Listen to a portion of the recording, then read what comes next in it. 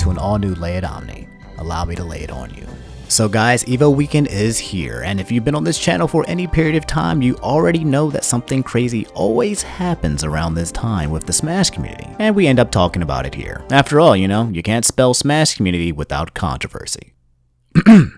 Well, actually you can, but that's besides the point. However, today's turn of completely insane events has nothing to do with Evo, but rather a topic we've discussed previously on this channel, Ally and Captain Zack. This time it involves blackmail, tournament rigging, and an anonymous Twitter account that kind of feels like it may be Ally's old account, but you know, we'll get into that a little bit later. But yeah, in order to understand this video fully, I highly recommend you backtrack to the past two videos that I've addressed about this to get the full picture. But TLDR, Ally and Zack were in a relationship.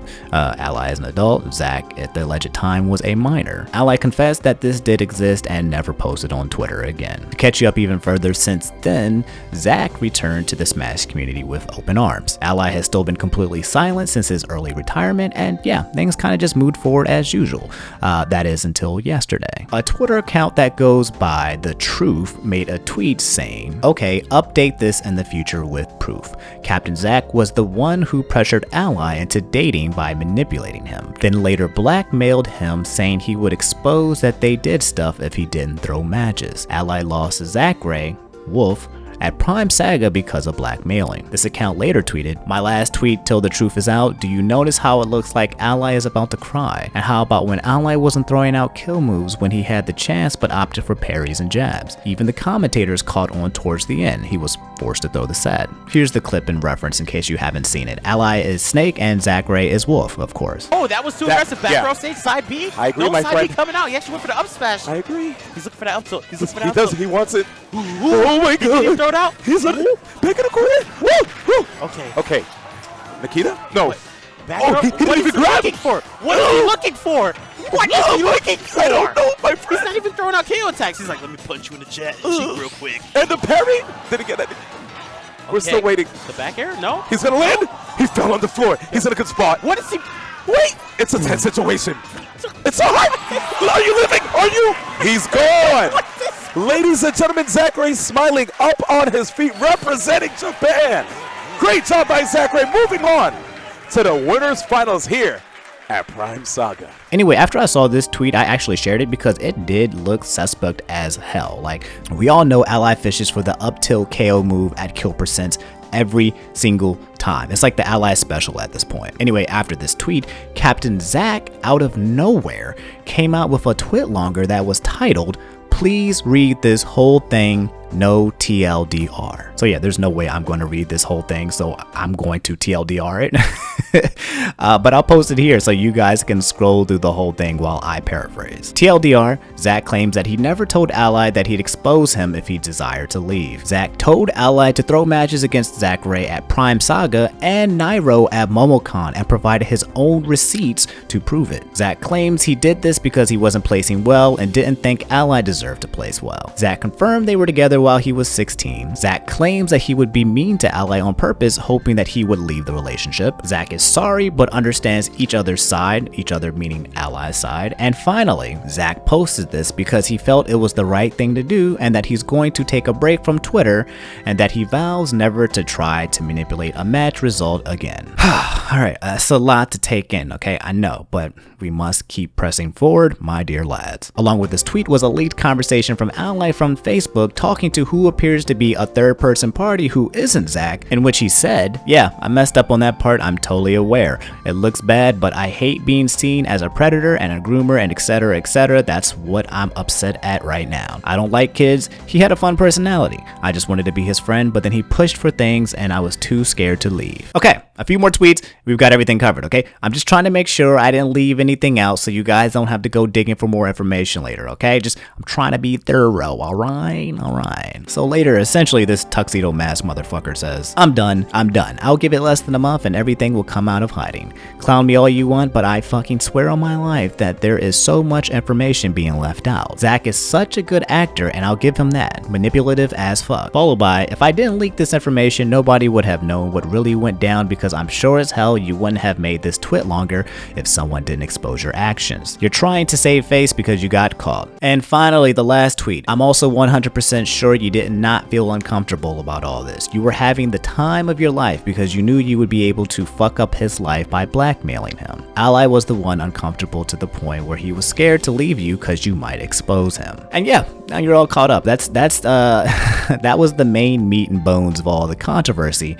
that occurred. But okay, there's a bonus, okay, and it involves me. A lot of you know I'm heavily invested in this situation already, okay? I've created 2 videos talking about it and giving you guys updates, so yeah, I kind of know what's going on. I made a tweet yesterday that I was going to be working on this specific video, and I was doing some detective work, you know, high-class journalistic sleuthing.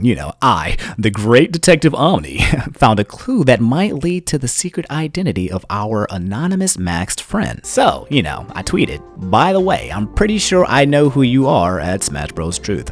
You left a trail, LOL. And guys, within literally 30 seconds, like at the speed of the speed of lightning, this person running this account dipped and straight deleted their account. Why are you running? Why are you running? Which is absolutely hysterical. Like, bro, is this my true power? Did I just Death Note Sakujo this dude off of Twitter? Like, god damn. And I know how it feels to be Phoenix, right, bro? Yo, I'm on my Danganronpa, yo. Dang. Anyway, jokes aside, before I reveal the account, which I'm sure a lot of you are here and waiting for, let me just give my take on this whole blackmail tournament rigging situation, okay? Which isn't as straightforward and clear as it looks, okay? I'll just split it up into 3 facts. Facts number 1. Tournament rigging is wrong, and Captain Zack and Ally were wrong for participating in it. Keywords Zack and Ally. I think a lot of people are in the notion that this is all on Zack, but the rigging could only have occurred as long as Ally went through with it, which he didn't have to. This brings the topic of blackmail up, where Zack would reveal their relationship if Ally didn't comply. I think what's important to understand is that the relationship itself should never have been entered into. So Ally's intention was to keep everything under wraps, while Zack's intention was to make Ally suffer due to his own placement insecurities, combined with the fact that he didn't think Ally should be doing well, according to his tweet longer. What I'm saying is that both parties are at fault, okay? I do think Zack was a victim if he was entering a relationship with an adult as a minor when he was 16. To me, that's a form of grooming, and minors aren't of age to properly consent to that relationship. However, I do think Zack used his position in all of this to push his own selfish agenda. His intent was to rig tournaments and use his power over Ally to do just that. This, as he said, was a reflection of his own inability to do well and completely stems from a form of jealousy of Ally doing well. So yeah, being a victim doesn't absolve someone from doing shitty things, and in my opinion, they both did a shitty thing. Corrupting the integrity of the tournament diminishes the results, makes people question PGRs, influences the people who flew from across the continent to participate in it. Like, it's messed up. Facts number 2. This doesn't absolve Ally of anything, okay? As it stands, he still entered a relationship with the kid. Period. End of story, okay? Ally being blackmailed by something that was wrong to do in the first place shouldn't make you feel sorry for him. If anything, it adds more color to the story and shows how Zack contributed to the tournament rigging situation. It's like, I don't know, it's like if I kill somebody, okay? I've never killed anybody, okay? Not that I know of. And then someone found out about it and then blackmailed me and was like, I'm gonna tell the cops you killed someone if you don't rob a bank. No one should feel sorry for me for being coerced about robbing a bank because I'm just trying not to be exposed for the first thing that I did, which was wrong. So yeah, that's kind of how this is played out. Facts number 3, there is still a lot of information that is not available and or that is being omitted. The biggest thing here is that Ally has not said anything outside of a tweet confessing that he was in a relationship with Zack. That's it. We don't know when or the time frame or anything else from his point of view. And thus the narrative of the entire story just kind of falls into Zack. If Ally says nothing, then we're only able to take in Zack's narrative as the truth, which creates a lot of problems because if there's crucial information like tournament rigging and blackmailing being left out, it kind of leads to question what else is being left out, or if that narrative is entirely accurate. What other information is this secret account holding? Does Ally agree with Zack's narrative, etc., etc. TLDR, this is all private information being brought up to the public and being turned turned into a he said, she said situation, except Ally isn't saying anything. And it's a pretty shitty situation overall. Like, I try to make light of dark subjects in general, and my goal is to find the truth, okay? And I still believe the full story escapes us even to this day, so yeah, who knows if it'll ever be revealed. Anyway, that's all I have for this episode of Laid Omni. You've just been laid. Moral of the story, don't rig tournaments, and the truth will eventually come to light. Speaking of truth, let's get back to this dude, this secret anonymous tuxedo mask, Carmen Sandiego ass, 90s villain ass account that was leaking all this private information, okay? I ain't forget about you. As a truth seeker myself, I identify with their crusade to bring the truth to the light, but I can't entirely agree with their methods. Regardless, let's get down to who I believe this account truly is. You see, my dear Watson, it was easy to piece this information together, especially if you're someone as brilliant as I am, but we can't all be that. After running their account through an algorithm that I and only I designed, and then taking the square root of 0 multiplied by infinity, the answer was obvious and left only one true, obvious choice. I'll just say it, I won't keep you in suspense any longer. The identity of the truth is none other than Bayonetta. It all makes sense. He's been Bayonetta the entire time. That never gets old. Oh man, that never gets old. Anyway, I'm gonna keep it real with y'all, okay? It was all bait. I honestly wasn't able to confirm anything definitive. I just wanted to see how they react, and react they did. They got hella debated. However, them getting debated was an important clue to add to what I already discovered. The thing is that my bait wasn't completely unsubstantiated, okay? Let me explain. When I looked into this account, I noticed that it was created as of July 2019, specifically July 5th, and that's literally only a month ago, and that date is very important. What's important about this date is that it was actually created one day after I made a video discussing all of this information, which was July 4th. And my video was made one day after Ally tweeted his confession, July 3rd, 2019. Coincidence? I don't think so. Whoever created this account most likely decided that they would at one point in time bring quote-unquote truth to the situation. I believe this account was created for that purpose. But that's not all. I looked at Ally's Twitter page and noticed that the confession he posted on July 3rd was gone. Deleted. So I checked Social Blade and noticed that Ally deleted 6 tweets within the past 30 days. Not a good look. I'm not sure how to check which specific tweet is deleted when, but I do know that the confession tweet had to have been deleted recently because I occasionally check the page for updates and still saw it there. So, if I had to guess, that tweet was deleted August 1st, 2019. Now, what's important about that date? That's right, this is the exact date that the Truth account began posting about Captain Zack and Ally's blackmailing. Coincidence?